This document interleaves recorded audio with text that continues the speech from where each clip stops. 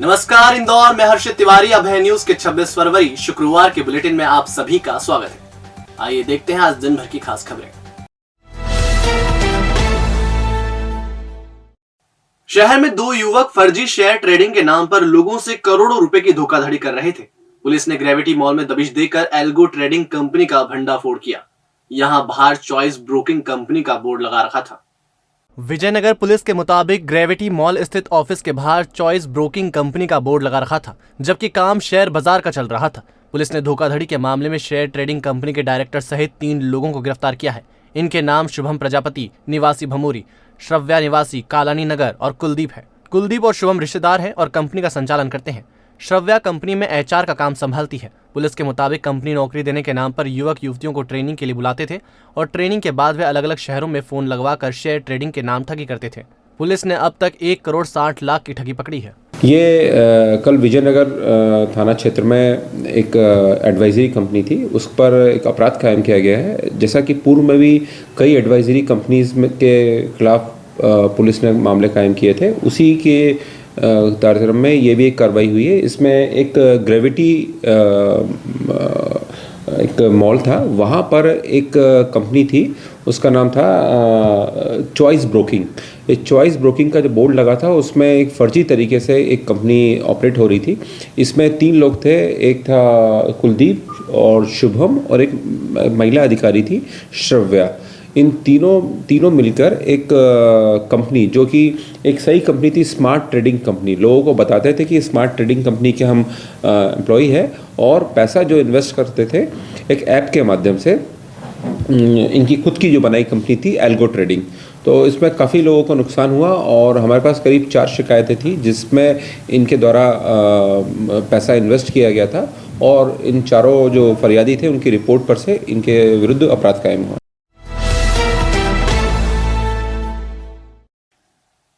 शहर में दिल दहला देने वाली घटना हुई। करीब 10 दिन पहले रहस्यमयी तरीके से लापता हुए ड्राइवर की उसकी ही पत्नी ने अपने दोस्तों के साथ मिलकर पहले हत्या की और बाद में शव बाथरूम में गाड़ दिया। पत्नी ने लाश छिपाने के लिए सेफ्टी टैंक के नाम पर मजदूरों से गड्ढा खुदवाया और उसमें शव दफन कर दिया। अपनी करतूतों पर पर्दा डालने के लिए उसने पति की गुमशुदगी दर्ज करवा दी।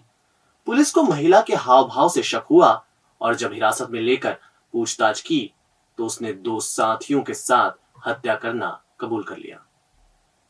मामला बाणगंगा थाना क्षेत्र का है। 40 वर्षीय कृष्णेंद्र उर्फ बबलू पेशे से ड्राइवर था। उसकी पत्नी सुनीता जादव ने 14 फरवरी को बाणगंगा थाने में गुमशुदगी दर्ज कराई थी कि पति 7 फरवरी से लापता है। पत्नी के हाव भाव पर शंका होने पर उससे पूछताछ की तो उसने बताया कि उसने अपने बेटे और 2 दोस्तों के साथ मिलकर पति की हत्या की थी। पुलिस ने जेसीबी की मदद से महिला के घर के बाथरूम की खुदाई की तो मृतक का शव 6 फीट गहराई में मिला। मृतक का धड़ बोरी में बंद था। घुटने के नीचे से दोनों पैर और एक हाथ नहीं था, जिसकी तलाश पुलिस कर रही है। पुलिस के मुताबिक बबलू को मारने के लिए पत्नी सुनीता जादव ने दाल बाटी में नींद की गोली मिलाकर पहले बेहोश किया। इसके बाद अपने दोस्त रिजवान और भैयू की मदद से पति की बेरहमी से हत्या की। महिला के 2 बेटे हैं और इनमें से बड़ा बेटा प्रशांत भी हत्याकांड में शामिल है। सुनीता और उसके बेटे प्रशांत को हिरासत में लिया गया है, जबकि रिजवान और भैयू फरार है। शुक्रवार सुबह शव जब गड्ढे से बाहर निकाला गया तो घुटने के नीचे से दोनों पैर और एक हाथ नहीं था।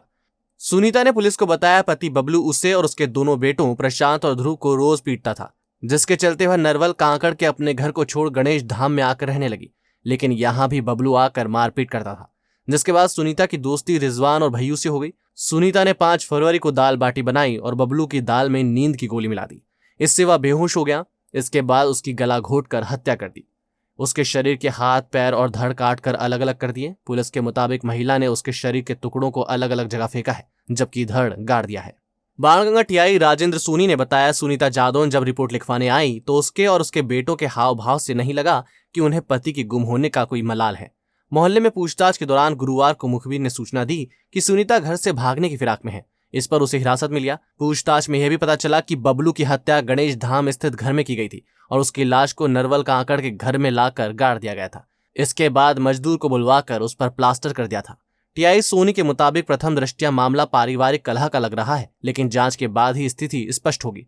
फरार आरोपी रिजवान और भैयू की तलाश की जा रही है। उनकी हत्याकांड में क्या भूमिका है, इसका भी पता लगाया जा रहा है। जब 7 तारीख से 14 तक पति नहीं आया तो उसने आके 14 तारीख को गुमशुदगी की रिपोर्ट लिखाई। जांच के दौरान, गुमशुदगी की जांच के दौरान उसका बिहेवियर, उसके लड़कों का बिहेवियर सस्पेक्टेड था। इसी दौरान जब मोहल्ले में पूछताछ चल रही थी तो हमको कल मुखबिर से सूचना मिली कि वो महिला जो है घर से भागने की तैयारी में है और उसने संभवतः उसके पति को मार के अपने पुराने वाले घर में कहीं गाड़ा है। इस आधार पे महिला को और तलाश करके उसके पुत्र को अभिरक्षा में लिया जाकर उनसे पूछताछ पृथक की गई तो उन्होंने काफ़ी रात में 2-3 बजे तक काफ़ी पुलिस को बरगलाया। थोड़ी सी पुलिसिया अंदाज में थोड़ी सी सख्ती करके जब पूछताछ की गई तो फिर उसने बताया कि उसने अपने परिचित साथी, जो भी कहना चाहें, रिजवान और भैयू की मदद से अपने पति को पहले नींद की गोली खिलाई और जब वह गहरी नींद में सो गया तो भैयू और रिजवान ने उनके साथ लाए हथियारों से उसका कत्ल कर दिया। अब कत्ल किस अंदाज में किया है, काटा है, जैसा भी है, वो अंदर जब शव बरामद हुआ अभी वो बोरी में है तो पैक किया हुआ है। जब वो पीएम होगा तब पता चलेगा कि उसको किस प्रकार के हथियार से कैसा काटा गया। हाँ, यहाँ उन्होंने मारा वहाँ था अपने गणेश धाम वाले घर में और फिर वहाँ से अगले दिन पहले यहाँ गड्ढा खुदवाया सेप्टिक टैंक का बोल के कि मैं सेप्टिक टैंक खुदवा रही हूँ। तो सेप्टिक टैंक का 5.5-6 फीट का गड्ढा खुदवाया और गड्ढा खुदवाने के बाद में फिर अगले दिन बॉडी को यहाँ लाके एक छोटे से ड्रम में रख के बॉडी को लाके यहाँ पर उसको गड्ढे में गाड़ के नमक डाल के उसको पूर दिया और फिर प्लास्टर करवा दिया बुलवा के लेबर को उसको। इंदौर वन मंडल के अंतर्गत आने वाले मानपुर रेंज के कक्ष क्रमांक 38 में मंदिर के समीप नर तेंदुए का शव मिला। मौके पर पहुंची वन विभाग और टाइगर स्ट्राइक फोर्स की टीम ने जांच की तो पता चला तेंदुए के मूंछ के बाल और नाखून गायब थे। मामले में टीम ने पुजारी और 3 लोगों को गिरफ्तार किया है। मानपुर रेंज में वन कर्मियों को वन भ्रमण के दौरान बीट यशवंत नगर उत्तर कक्ष क्रमांक 38 में पंचमुखी हनुमान मंदिर पहुंच मार्ग के पास नर तेंदुए का शव मिला था। सूचना मिलते ही विभाग के वरिष्ठ अधिकारी और टाइगर स्ट्राइक फोर्स की टीम मौके पर पहुंची और तेंदुए के शव का निरीक्षण किया। इस दौरान तेंदुए की मूंछ के बाल, नाखून, खाल का कुछ हिस्सा गायब मिले, जिस पर स्नीफर डॉग को मौके पर बुलाया गया, जिसमें डॉग एक मंदिर के पुजारी की कुटिया तक पहुंचा। पुजारी के घर से तलाश में तेंदुए के 4 नाखून और मूंछ के कुछ बाल मिले। मंदिर के पुजारी सहित 3 लोगों को गिरफ्तार कर उनसे पूछताछ की जा रही है। तेंदुए की मौत कैसे हुई और तेंदुए के नाखून और मूंछ के बाल किसने निकाले, इसका भी पता लगाया जा रहा है। उन्हीं पर फिर बाद में पूछताछ करने पर अंत में हमारे पास 2-3 लोग हिरासत में लिए गए। उनसे पूछताछ करने पर और सुबह उनके यहाँ पर हमें सर्च करने पर 4 नाखून और 2 मूंछ के बाल, जो हमारे वहाँ पर पास में एक मंदिर है पंचमुखी हनुमान मंदिर, उसी के पंडित जो हुक्म लिखते हैं उनके पास से बरामद किए। अभी वर्तमान में तो शक के घेरे में 2 लोग हैं। एक और हैं जो हमारा चौकीदारी है, जो ऐसा माना जा रहा है कि उसको पूरा मतलब पहले तक सूचना थी, लेकिन उसने हमें बाद में बताया। उसी की सूचना के आधार पर ही हमें इन लोगों तक हम पहुंच पाए हैं। तो वो देखना होगा कि उसके ऊपर आरोप सिद्ध कर पाते कि नहीं कर पाते हैं। ज्वेलर की बेटी की शादी में चोरी की वारदात को अंजाम देने वाले राजस्थान के गिरोह के 2 सदस्यों को पुलिस ने गिरफ्तार किया है। आरोपियों से नकदी और चांदी के आभूषण सहित 4 लाख का माल बरामद किया है। गिरोह शादियों में चोरी के लिए नाबालिग बच्चों का इस्तेमाल करता है। दरअसल 6 फरवरी को हीरानगर थाना क्षेत्र के मदन महल गार्डन में राजेश सोनी की बेटी की शादी थी। इसमें अज्ञात बदमाशों ने आभूषण और नकदी से भरा बैग चुरा लिया था। सीसीटीवी फुटेज के आधार पर आरोपियों की पहचान होने के बाद भरतपुर राजस्थान में पुलिस ने गिरोह की तलाश शुरू की। यहां से गिरोह के 2 सदस्यों को पकड़ा है। गिरफ्तार आरोपियों में वह ऑटो चालक भी है जो चोरों की गैंग को शादी में ऑटो से लेकर आया था। आरोपियों से लगभग 4 लाख का माल बरामद किया है। गिरोह के अन्य सदस्यों की तलाश की जा रही है। चोरी की वारदात को अंजाम देने से पहले बाबरिया गिरोह ऑटो से घटनास्थल आया था। इसमें 6 लोग, जिसमें एक महिला और बच्चे थे। बारीकी से विवेचना में पता चला गैंग भरतपुर का है। एडिशनल डीसीपी राजेश रघुवंशी ने बताया गिरोह के सरगना रामचरण को ट्रैक कर लिया गया है, उसकी तलाश की जा रही है। जैसा मैंने बताया है, इसमें हम लोग अभी तक 6 लोगों को नामजद कर चुके हैं और 2 लोगों को गिरफ्तार किया। बाकी लोगों को भी हम लोग गिरफ्तार करने के लिए प्रयासरत हैं, शीघ्र गिरफ्तार करेंगे और अन्य घटनाओं के संबंध में भी इसमें बारीकी से हम लोग पूछताछ कर रहे हैं। हाँ, अभी तो ये बात सामने आई है कि ये गिरोह उस समय सक्रिय रहा और उसके बाद फिर यहाँ से भाग गया था वो।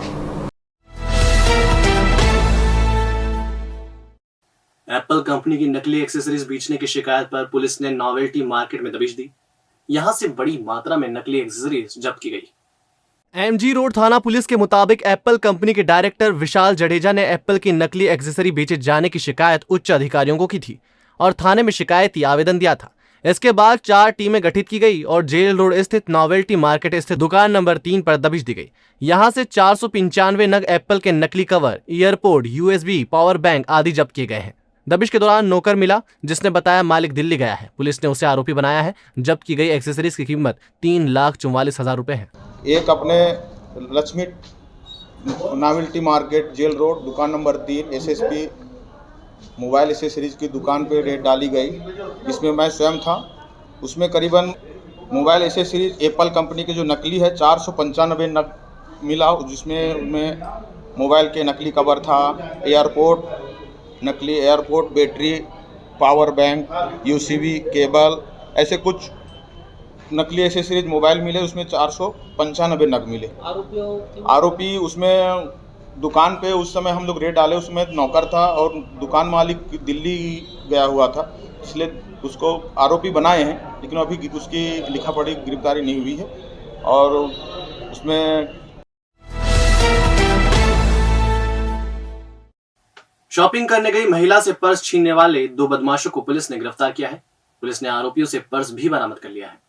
सेंट्रल कोतवाली थाना पुलिस के मुताबिक फरियादी एस सरविया खादिलकर 23 फरवरी को शॉपिंग करने खातीपुरा गई थी। यहां बाइक से 2 बदमाश आए और पीछे बैठे बदमाश ने महिला से पर्स छीन लिया, जिसमें मोबाइल और आधार कार्ड था। घटना के बाद वे थाने पहुंची और शिकायत की। पुलिस केस दर्ज कर घटनास्थल पहुंची और वहां लगे सीसीटीवी फुटेज खंगाले। इसमें आरोपी दिखे, जिसके बाद एसआई अनुराधा लोधी के नेतृत्व में टीम रवाना की गई।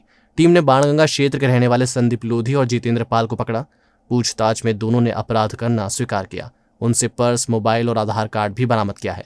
दोनों आरोपी पेशे से कारपेंटर हैं। आरोपियों ने पुलिस को बताया वारदात से पहले बांगड़दा में शराब पी थी। अत्यधिक नशे में वारदात को अंजाम दिया। सीसीटीवी फुटेज के आधार पर उक्त हुलिया और गाड़ी की डिटेक्शन हुआ। उस आधार पर थाना से उप निरीक्षक अनुराधा लोधी और उसके हमरा बल को रवाना किया गया। तो थाना बाणगंगा क्षेत्र के 2 रहने वाले संदीप लोधी और जितेंद्र पाल 2 को पकड़ा, जिनसे पूछताछ पर दोनों ने अपना अपराध स्वीकार किया और घटना में जो उनके द्वारा छीना गया था वो पर्स, वो मोबाइल और आधार कार्ड तीनों उनसे जब्त किया गया।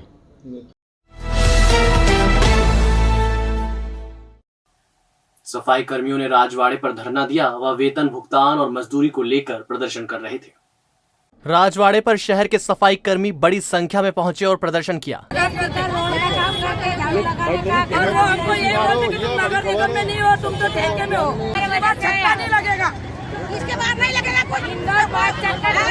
सफाई कामगार ने बताया कि लंबे समय से वेतन का भुगतान नहीं हो रहा है।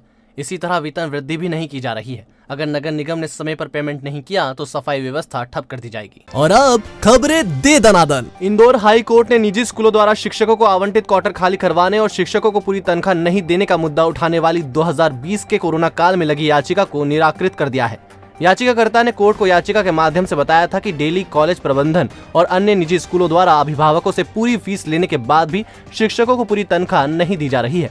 लेकिन अब स्कूल खुल चुके हैं, ऐसे में याचिका निराधार साबित हो रही है, जिसके कारण कोर्ट ने याचिका को निराकृत कर दिया है। तो अब हमारी याचिका इन्फ्रक्चुअस हो चुकी थी, जो कि आज निराकृत हुई, फाइनली डिस्पोज ऑफ हुई है। और ऑनरेबल कोर्ट ने ये भी कहा है कि भविष्य में अगर ऐसा कुछ एक्सप्लॉयटेशन या कुछ भी इस तरह का मैटर आता है तो एक नई फ्रेश पिटीशन वापस ला सकते हैं। कोर्ट के दरवाजे हमेशा न्याय के लिए खुले हैं। तेजाजी नगर पुलिस ने बीती रात नकली शराब बनाकर बेचने की योजना बनाते 6 आरोपियों को गिरफ्तार किया है। आरोपियों के नाम इरफान खान, अमजद मुंडा, बंटी उर्फ बसंत गौड़, राहुल गौड़, कैलाश यादव और आमीन है। आरोपी ज्यादा पैसा कमाने की लालच में स्प्रिट से देसी नकली बनाकर बेचने का प्लान बना रहे थे। इनकी निशानदेही पर देसी शराब की बोतलें और ढक्कन बरामद किए हैं। एक आरोपी सुनील काला फरार है। विगत रात्रि में 6 आरोपियों को मौके से गिरफ्तार किया है खंडवा रोड से। और ये आरोपी जो है अवैध शराब के धंधे में संलग्न थे और ये लगातार कच्ची शराब और देसी शराब अवैध रूप से विक्रय करते थे। और भी विवेचना की जा रही है, इसमें आरोपी सुनील काला और भी इससे संबंधित लोगों की गिरफ्तारी के लिए पुलिस द्वारा प्रयास किए जा रहे हैं। सीबीएसई की 10वीं और 12वीं बोर्ड टर्म 2 की प्रैक्टिकल परीक्षाएं 2 मार्च से शुरू होगी। स्कूलों को टर्म 2 परीक्षा के खत्म होने से 10 दिन पहले प्रैक्टिकल परीक्षाएं कर उसके मार्क्स भेजना होंगे। इसके लिए एक दिन भी अतिरिक्त नहीं दिया जाएगा। सीबीएसई ने इसके लिए स्कूलों को निर्देश दे दिए हैं। दरअसल सीबीएसई 10वीं और 12वीं की परीक्षाएं 26 अप्रैल से शुरू होना है। एरोड्रम थाना क्षेत्र के बांगरदा झोपड़पट्टी में रहने वाले 4 साल के मासूम अशोक की निर्माणाधीन बिल्डिंग में सीढ़ियों से फिसलने पर मौत हो गई। वह सीढ़ियां चढ़ने वक्त पहली मंजिल से नीचे गिर गया, जिससे गंभीर हालत में अस्पताल लाया गया, जहां डॉक्टरों ने उसे मृत घोषित कर दिया। पिता भी उसी बिल्डिंग में मिस्त्री का काम करते हैं।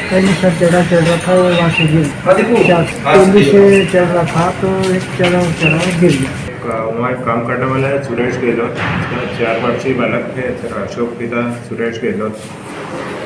ये लीड से निकले हो झोपड़पट्टी में रहते हैं वहाँ पे। कल ये माता पिता इसमें काम कर रहे थे, उनके पीछे जाते समय सीढ़ी कैसे गिरने के कारण। भंवरकुआ पुलिस ने देवी अहिल्या विश्वविद्यालय की छात्राओं का प्रैंक वीडियो बनाकर यूट्यूब पर अपलोड करने वाले 2 आरोपियों पर छेड़छाड़ का मुकदमा दर्ज किया है। पीड़ित छात्राएं देवी अहिल्या विश्वविद्यालय के हॉस्टल में रहती हैं। उनकी शिकायत के बाद पुलिस ने मोहित व दर्शन को पकड़ा। आरोपी छात्राओं को रोककर उनका फोन छीनने की कोशिश कर रहे थे। जब विरोध किया तो वो बोलते थे वह प्रैंक वीडियो बना रहे हैं। ये अभी आज ही मेरे संज्ञान में आया है और इस पर हमारी कार्य योजना बन चुकी है और हम काम इस पर शुरू कर चुके हैं। और मैं आप सबके माध्यम से बहुत स्पष्ट रूप से बताना चाहूँगा, आप ऐसा कोई प्रैंक कर रहे हो जिससे कोई आदमी परेशान हो रहा है, जिससे किसी महिला की लज्जा भंग हो रही है, तो इसमें जो प्रैंक करेगा और उसको प्रसारित करेगा उसके खिलाफ जो है जो आईपीसी की तमाम धाराएं हैं 354 में 500 में उनके खिलाफ कार्रवाई की जाएगी और वो हम करने जा रहे हैं।